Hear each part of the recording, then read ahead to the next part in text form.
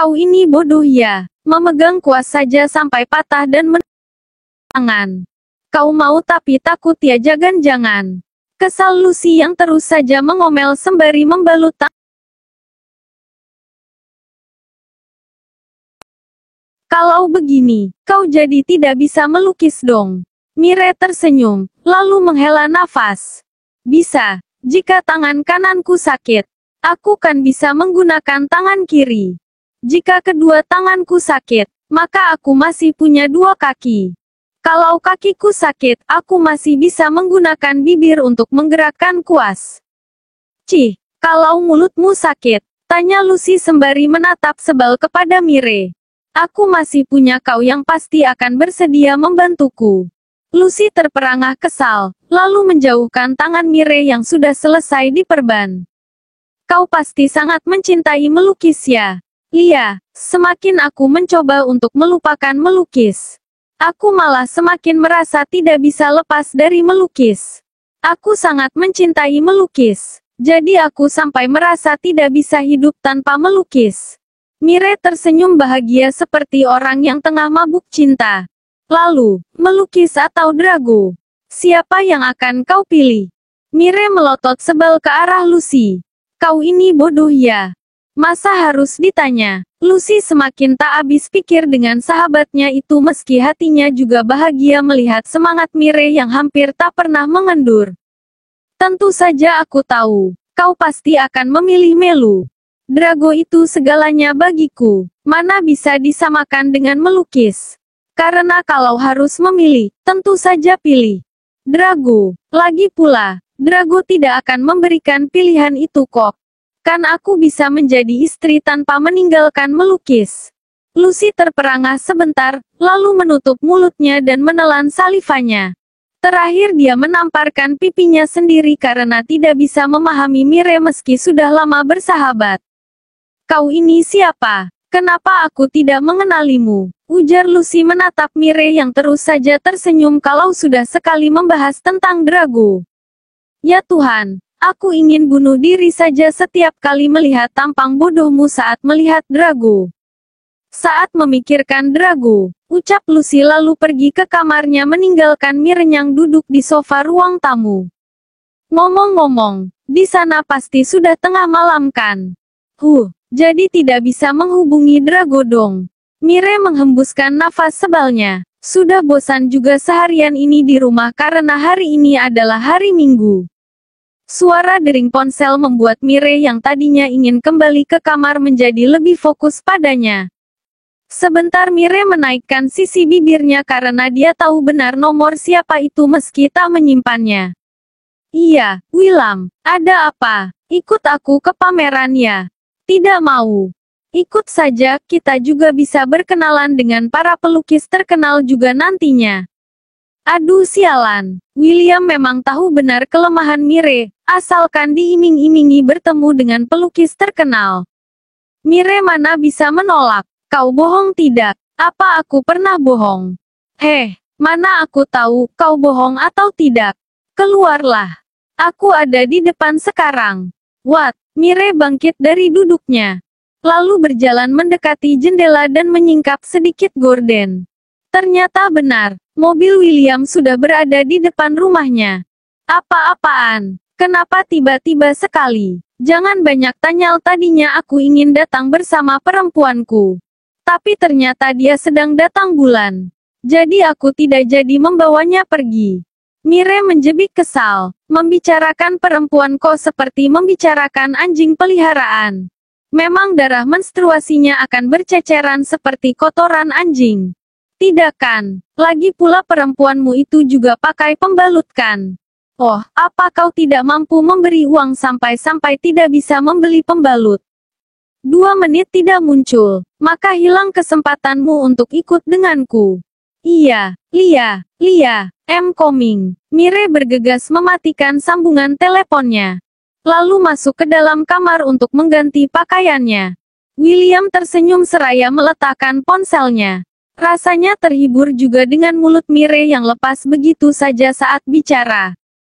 William juga mengingat dengan jelas pertama kali melihat dia di galeri ibunya dan terlihat dekat dengan neneknya.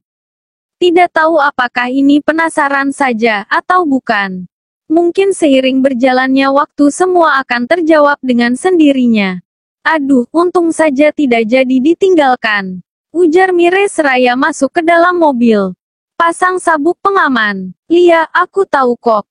Ucap Mire seraya memasangkan sabuk pengaman. Tunggu.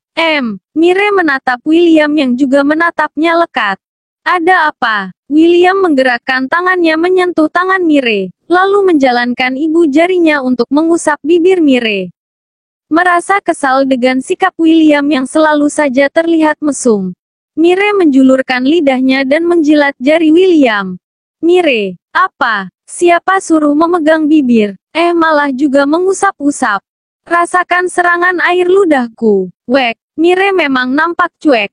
Dia bahkan segera membenahi duduknya seolah tak terjadi apapun. William menarik nafas dalam-dalam lalu menghembuskan pelan. Kenapa mengambil nafas seperti itu? Apa kau ada penyakit asma?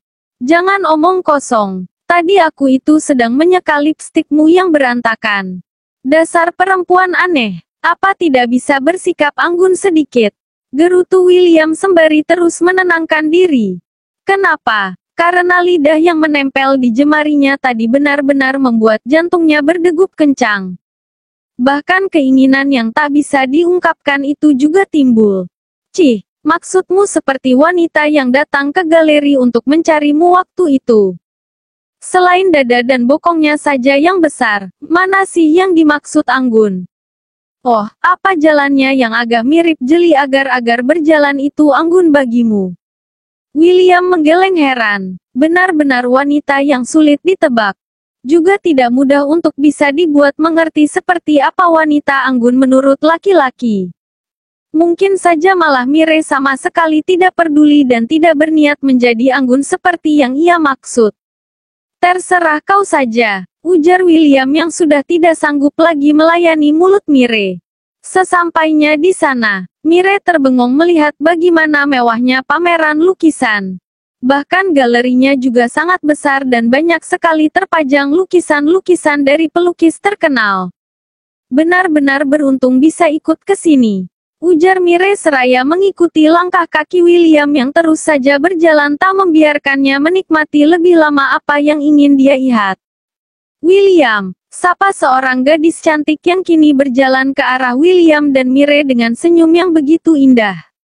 Seindah wajah dan tubuhnya. Aduh cantiknya. Itu manusia atau malaikat sih?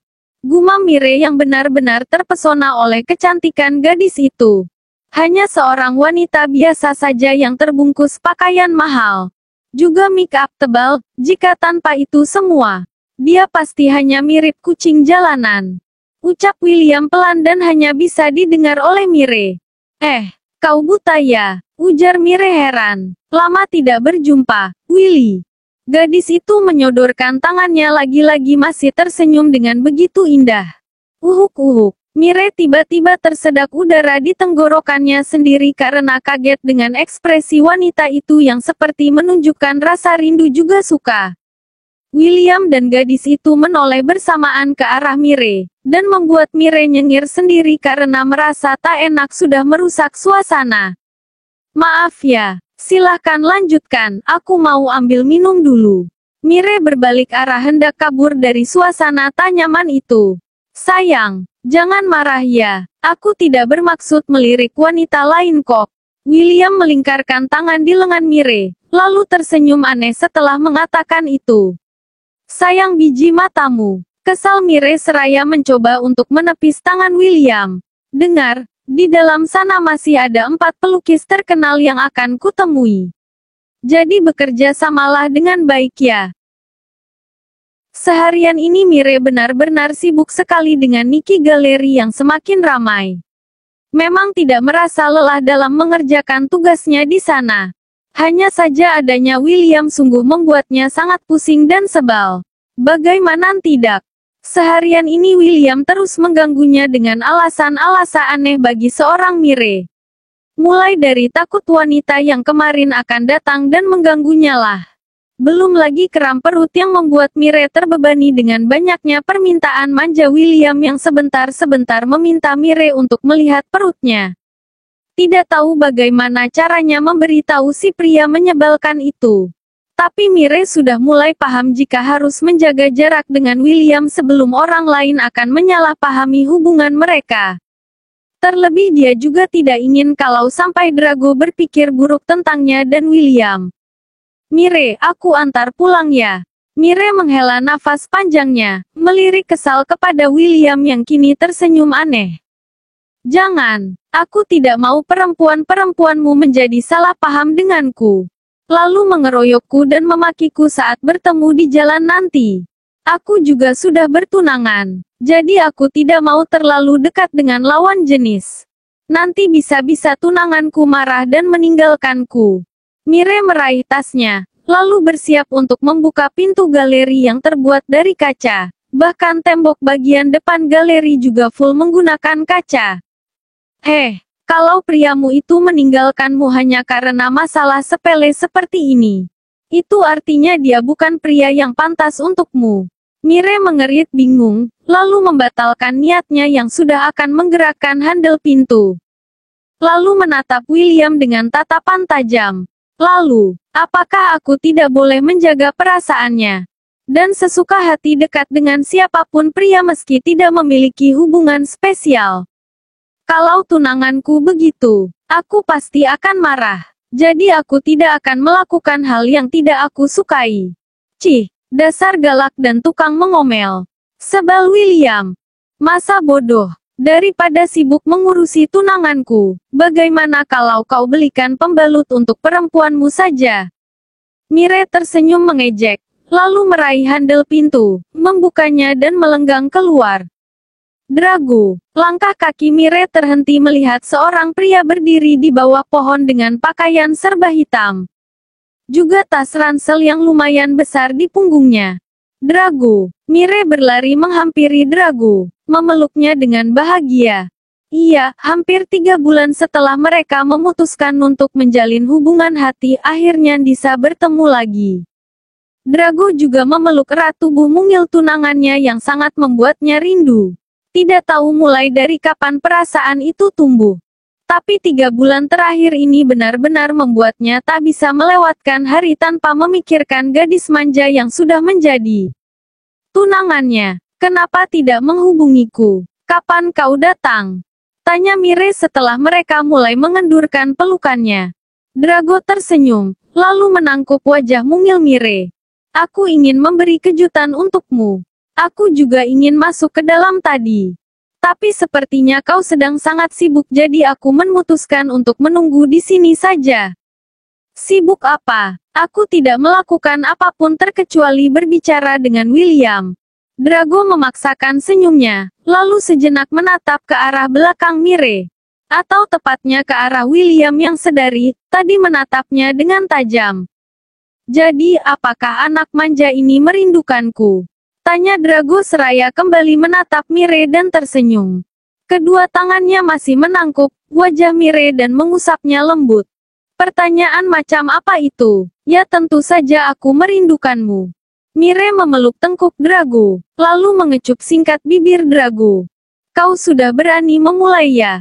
Ledek Drago. Memang kenapa? Kan nanti kita akan menikah. Latihan dari sekarang juga bukan salahkan. Lagian kalau bukan menciummu, aku mau mencium siapa? Lucy, aku baru mendekat dia saja sudah kabur ke kamar dan mengunci pintu dengan rapat, lalu bilang kalau otakku sudah sinting. Drago terkekeh, lalu mengubah posisi tangannya untuk mengaitkan jemarinya dengan Mire. Tentu saja kau hanya boleh menciumku. Tidak boleh yang lain. Lucy juga termasuk. Drago melihat William sebentar lalu kembali tersenyum kepada Mire. Iya, dia sengaja ingin menunjukkan bahwa Mire adalah miliknya karena dia bisa melihat dengan jelas. Sedari tadi dia memperhatikan bagaimana sikap William yang dengan seperti ingin membuat Mire jatuh cinta. Tidak tahu apa yang mereka bicarakan tadi memang. Tapi dia juga bisa melihat bahwa Mire mencoba untuk menjaga jarak. Kita pulang ya. Kau istirahat dulu. Aku akan membuatkan makan malam untukmu. Tunggu. Aku lupa ponselku. Ujar Mire yang ingat benar biasanya selalu meletakkan ponsel di saku celana. Atau, kalau tidak biasanya akan ia pegang. Tunggu sebentar ya. Drago mengangguk sembari tersenyum. Mire bergegas kembali masuk untuk mencari ponselnya. Tapi William dengan sengaja menyembunyikan di tempat yang sulit ditemukan Mire. Dan dia berjalan keluar untuk menghampiri Drago. Tunangan Mire. Drago terdiam menatap datar saja William yang berjalan mendekat ke arahnya. Senyum miring yang ditunjukkan William tentu dia bisa mengartikannya sebagai sikap meremehkan. Tapi bukan Drago namanya jika akan merasa rendah diri. Mire menyukaimu pasti hanya karena kau tampan ya. William terkekeh tapi tidak tahu apa maksudnya. Drago menghela nafas, lalu menatap William dengan kesan jengah. Kalau begitu harus aku akui aku beruntung memiliki wajah ini. Ujar Drago tapi tak menunjukkan ekspresi apapun. Kau pikir, rasa suka hanya karena rupa bisa akan bertahan lama. Kini Drago mulai mengerit menatap William yang tersenyum sirik dengan mimik yang menjijikkan bagi Drago. Kau bukan Mire, jadi jangan mendeskripsikan seolah kau tahu benar siapa Mire. William kembali terkekeh. Mire, dia memiliki kelebihan yang luar biasa di bidang lukis. Tapi, itu juga adalah kelemahannya. Kau paham apa maksudnya kan? Drago mengeraskan rahangnya menahan diri agar tak meluapkan emosi. Bisakah kau berterus terang saja jika kau tertarik dengan tunanganku? Jangan berbicara ke sana kemari. Bahkan kau juga mengancamku dengan ucapanmu. Apakah kau pikir kau pemilik kehidupan sehingga kau bisa mengatur semua sesuka hatimu? Aku tentu saja bukan pemilik kehidupan. Tapi apa yang aku inginkan? Akan aku usahakan dengan segala kemampuanku. Benar, aku menginginkan Mire. Kau memang tunangannya sekarang. Tapi saat aku bertindak sedikit nekat, kau hanya akan menjadi orang asing baginya dalam sekejap mata. Silakan banyak bicara. Tapi aku mempercayai Mire. Mire sangat menyukai melukis. Dia bahkan tidak mengenal lelah untuk memajukan galeri ini. Bahkan dia juga tidak kalah semangat demi menjadi pelukis terbaik. William mendekatkan dirinya agar lebih bisa dekat dengan Drago. Menurutmu, di saat buntu dan krisis, siapa yang akan Mire pilih? Karir melukis atau kau? Sekarang jika kau bertanya padanya, dia tentu saja akan memilihmu. Tapi tidak tahu kalau dia berada di kondisi kritis. Drago terdiam sesaat. Terserah kau saja. Katakanlah apa yang ingin kau katakan. Mire bebas memilih bagian mana dia akan hidup. Jalan mana yang ingin dia pilih. Dan dengan siapa dia ingin menghabiskan waktu. Aku yakin kepadanya. Mire tidak akan memilih sesuatu yang jelas itu bukan pilihan.